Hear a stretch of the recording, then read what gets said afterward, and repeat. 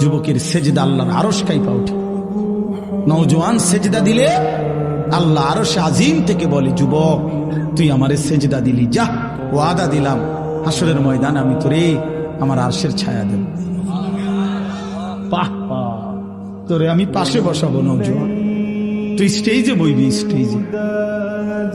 স্টেজে বসবি, বাকিরা তাকায় দেখবে বাপরে আমগো এলাকার হেতে দি বাদশাহ। আল্লাহ তৌফিক দান করুন। চলেন এই আয়াতগুলোর তর্জমা বলি, শুধু তর্জমা।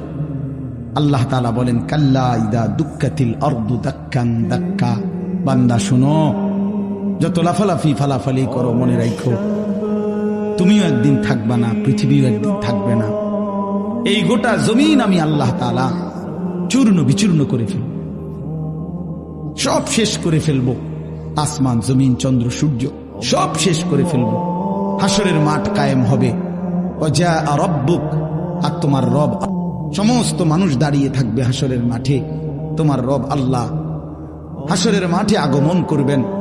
ওয়াল মালাকু সাফফান সাফফা, কোটি কোটি ফেরেশতা হাসরের ময়দানে সারিবদ্ধভাবে দাঁড়াবে।